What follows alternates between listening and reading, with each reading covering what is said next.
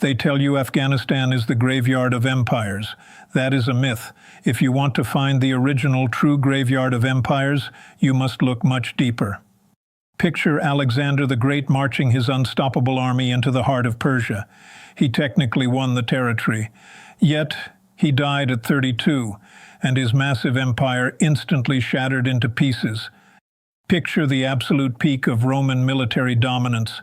The greatest war machine of the ancient world marched east to conquer this exact same land. Instead, Emperor Crassus was utterly destroyed on the burning sands of Carrhae. Rome fought for 300 brutal years, and ultimately Rome fell to ruins while the Persian civilization remained proudly standing. The Mongols swept through like a plague, wiping out entire cities. But the Persian soil simply absorbed them, converting the fierce conquerors until they became Persians themselves. Even a modern superpower, the Soviet Union, occupied the northern territories and was ultimately forced into a humiliating retreat. Every single great empire that has attempted to conquer or permanently subjugate Iran has suffered the exact same fate. They collapse, they retreat, or they permanently rot from the inside out. Every single one, without exception. What is rapidly unfolding across the Middle East right now is not a sudden political crisis. It is the cold turning of a civilizational gear that has outlived empires for 3,000 years. Tonight, using the ruthless logic of game theory and structural history, we will dissect the mathematical trap waiting in the desert. Because the next massive empire blindly walking into this ancient curse is the United States of America. Let us step away from the ancient history for a moment and look directly at the cold, hard, physical reality of the present. The historical curse that protects this nation is not born from magic or myth. It is deeply rooted in unyielding geography and brutal mathematics. When military planners sit deep inside the Pentagon and attempt to wargame a ground invasion, they are immediately paralyzed by what strategists call strategic depth. Picture the sheer, overwhelming scale of the Iranian landmass. This is a massive, sprawling nation exactly 4 times the size of Iraq, containing a highly educated and deeply nationalistic population of 90 million people. It is quite literally a natural fortress. To the west, the towering Zagros Mountains form an impenetrable stone wall against any mechanized ground invasion. To the north, the Alborz Mountains shield the core of the country. And stretching relentlessly across the interior are vast, unforgiving, and lethal deserts. Napoleon Bonaparte famously warned his generals to never march on Moscow. If he were alive today, looking at a modern topographical map, he would undoubtedly issue an equally grim warning to the West: never march on Tehran. But the terrifying geography is only the first layer of the trap. The ultimate nightmare for any invading empire lies in the unforgiving mathematics of military occupation. Standard military doctrine dictates that to successfully conquer, pacify, and hold a hostile territory of this immense magnitude, an occupying force would require an absolute minimum of 3 to 4 million combat soldiers on the ground. Now, look at the actual numbers on the board. The entire active duty roster of the United States military, including every single branch currently spread thinly across the globe, sits at roughly 1.3 million personnel. The math simply does not work. It is a terrifying equation with absolutely no solution. There is no war game simulation, no advanced tactical scenario, and no alternative reality in which the American empire currently possesses enough human capital to physically control Iranian territory. An invasion force would be swallowed whole by the mountains, starved in the harsh deserts, and bled entirely dry by a population that has spent 3 millennia perfecting the art of resisting foreign conquerors. You cannot conquer a fortress when you simply lack the raw numbers to hold the walls. Now we must confront the most devastating strategic reality currently facing the American military apparatus. I want you to understand exactly how an ancient civilization dismantles a modern superpower in the 21st century. They are not destroyed by charging cavalry or massive fleets of steel ships. They are methodically destroyed by mathematics. This is the lethal doctrine of asymmetric cost exchange. Consider the brutal financial reality of a single engagement in the midnight skies over the Middle East. On one side of the ledger, you have a single Iranian attack drone, mass-produced with basic commercial components, carrying a price tag of roughly $50,000. On the other side of the ledger, you have a highly advanced American interceptor missile, a marvel of modern engineering, costing anywhere between $3 million and $10 million, depending on the specific launch system utilized. Do the math. Every single time an incoming $50,000 drone appears on the radar screen and the American military successfully shoots it out of the sky, the United States spends an absolute minimum of 60 times more money than its adversary, 60 times the financial burn rate for one single interception. But the terrifying reality is that military commanders do not launch just one drone. They launch highly coordinated swarms consisting of hundreds of cheap drones simultaneously, deliberately designed to completely overwhelm multi-billion-dollar American air defense networks. In a recent engagement, military analysts watched in absolute horror as a single incoming ballistic missile was targeted by 11 different American interceptors, and all 11 missed their target. That is tens of millions of dollars in highly sophisticated American ordnance vanishing into the night sky just to stop one single weapon. This leads to a terrifying strategic paradox. The most powerful, most technologically advanced military in human history is literally racing against the clock before it completely runs out of defensive weapons. This is not a modern military accident. This is the ancient Persian strategy resurrected for the modern era. You do not foolishly fight a massive empire head-on. You force them into a brutal war of attrition. You bleed them slowly. You drain their resources drop by drop. You meticulously exhaust their financial and political will until the system simply breaks. They are using the massive wealth of the American empire as a weapon to destroy it from the inside out. To understand why the world's most feared military is walking directly into a trap, you must understand a fatal structural flaw known as the inverted military pyramid. In a historically normal military structure, an empire builds a logical cost pyramid. At the massive base, representing the largest single group, you find the infantry soldiers. They are relatively cheap, highly flexible, and can deploy almost anywhere on the map. Above the infantry, you place your heavy armor and your tanks, followed closely by your naval power. Finally, at the absolute top of this pyramid, standing as the most expensive and least flexible asset, you have your air power. Real wars are fundamentally wars of attrition. To survive and win a brutal war of attrition, your cheapest and most adaptable resource must form the vast foundation of your overarching strategy. That is exactly how every single successful empire in human history has fought and secured victory. But the United States has completely inverted this historical pyramid. The modern American war machine places air power entirely at the base. Absolutely everything the empire does is obsessively built around this aerial dominance. You must ask yourself why a military would make such a glaring strategic error. The dark answer lies deep inside the military-industrial complex. Air power is astronomically expensive. It generates massive, endless government contracts and funnels unprecedented wealth directly to defense giants like Boeing, Lockheed Martin, and Raytheon. The terrifying truth is that the entire American military strategy is meticulously structured around selling incredibly expensive weapon systems, absolutely not around actually winning wars. That is precisely why the Pentagon possesses the F-35 fighter jet, a machine costing $100 million per unit that took 26 agonizing years to develop, only for adversarial forces to shoot one out of the sky. That is exactly why you have the majestic Gerald Ford aircraft carrier, a $13 billion floating fortress, desperately running away from the Persian Gulf a mere 3 weeks after it arrived on the scene. That is why billions of dollars are poured into Patriot missile systems, while cheap enemy drones simply fly right past their defenses.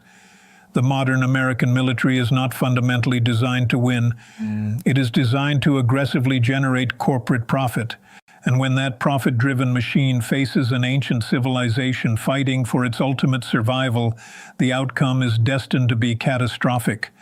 But the strategic nightmare for Washington does not end with simple financial exhaustion.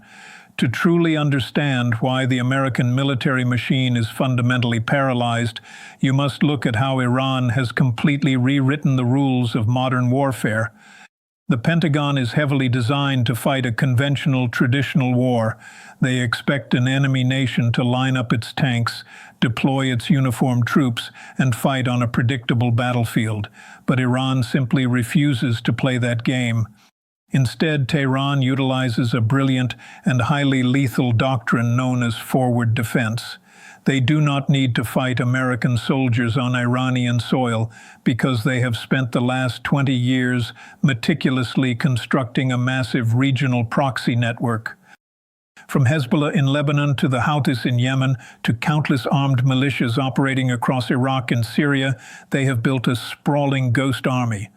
Washington is forced to spend billions of US dollars dropping expensive bombs on empty deserts, desperately fighting shadows, while the core Iranian military remains completely untouched.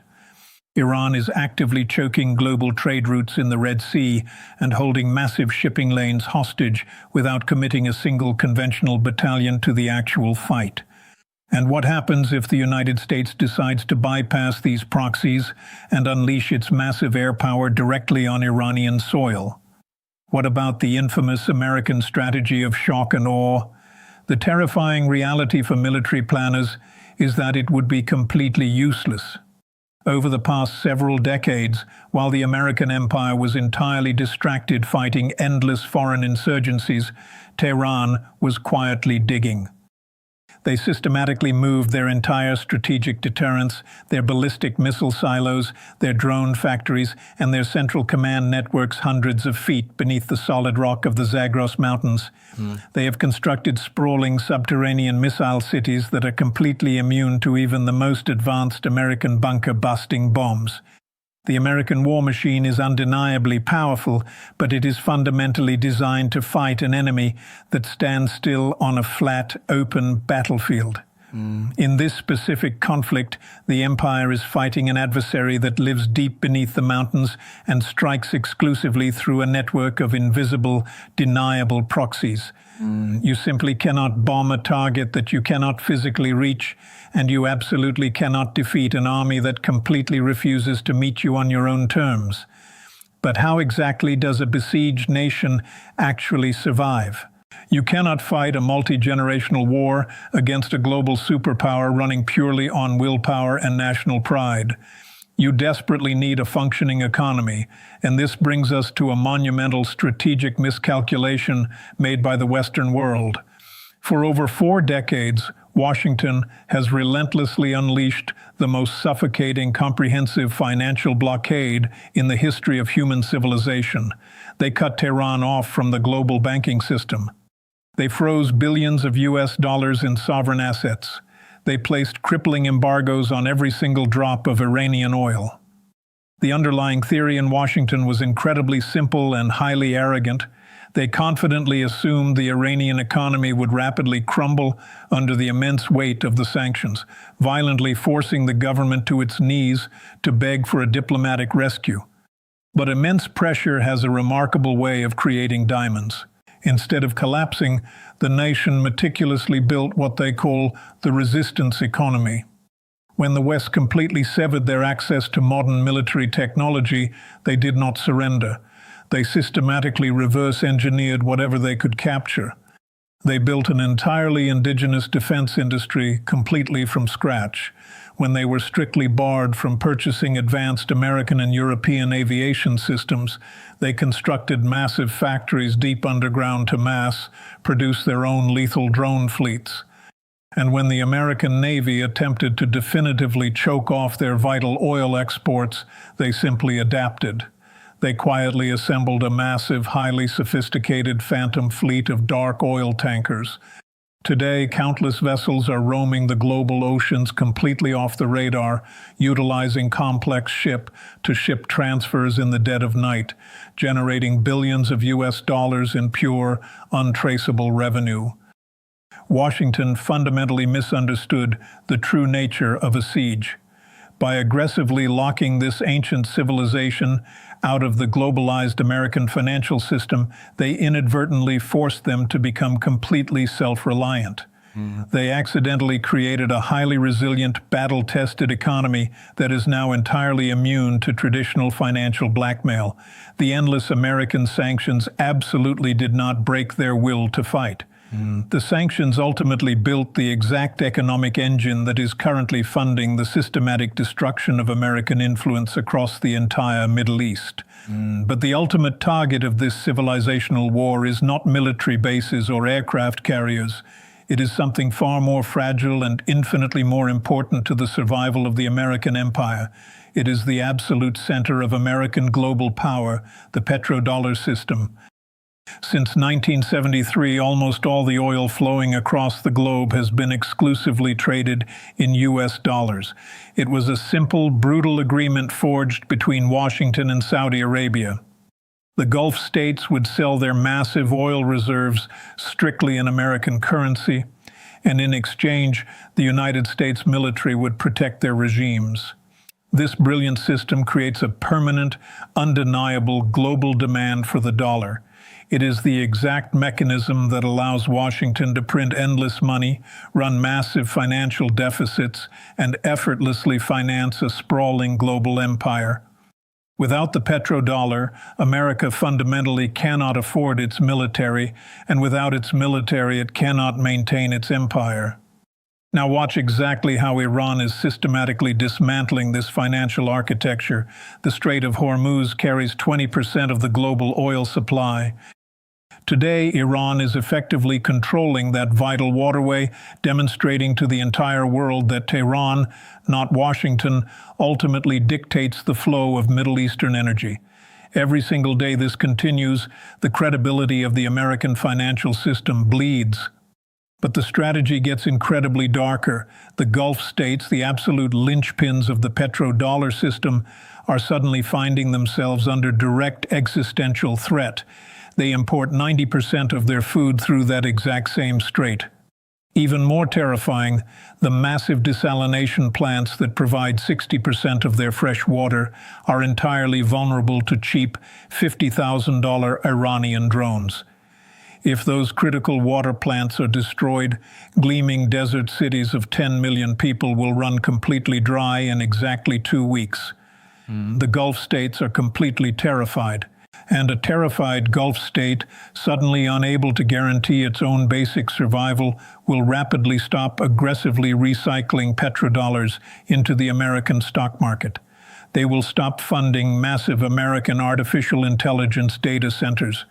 The moment that river of foreign capital stops flowing, the artificial intelligence bubble bursts, and the American financial Ponzi scheme rapidly unravels. This is how ancient Persia destroys empires. You do not defeat a massive empire by conquering its territory. You destroy the empire by making the absolute cost of its financial architecture completely unsustainable from within. You might reasonably ask yourself a fundamental question at this point.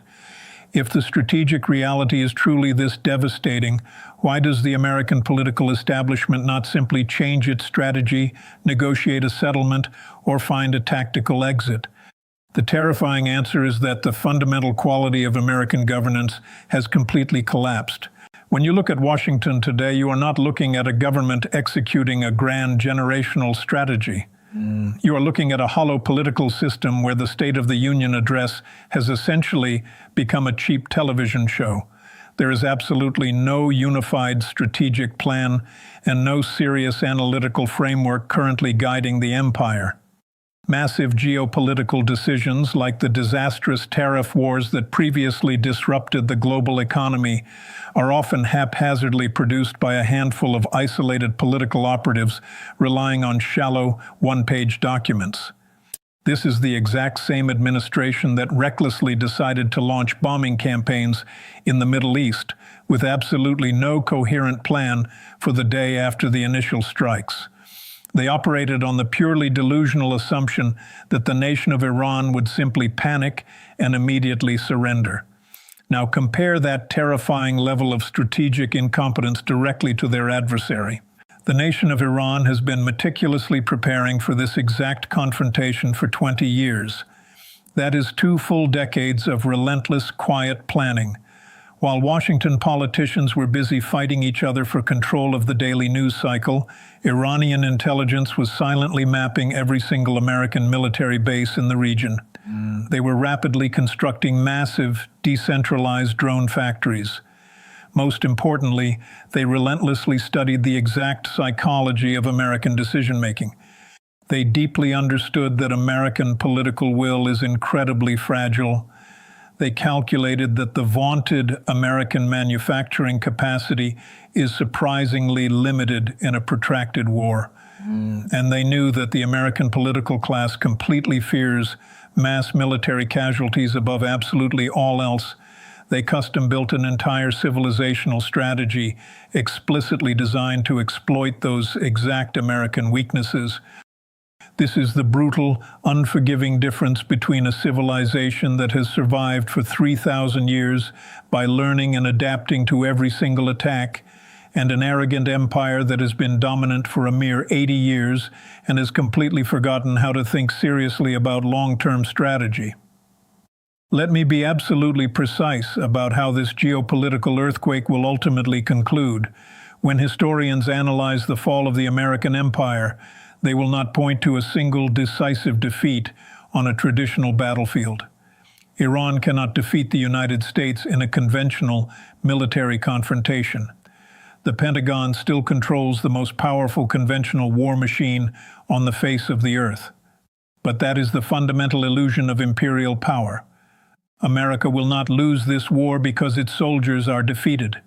America will lose because the sheer astronomical cost of maintaining the conflict will violently break the nation from the inside out. The cost in depleted national wealth, shattered political will, destroyed global reputation, and catastrophic economic disruption will become entirely unsustainable.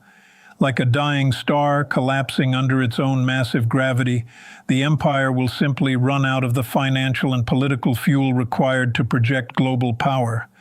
When that brutal reality finally shatters the illusions in Washington, the United States will be forced into a humiliating permanent retreat from the Middle East.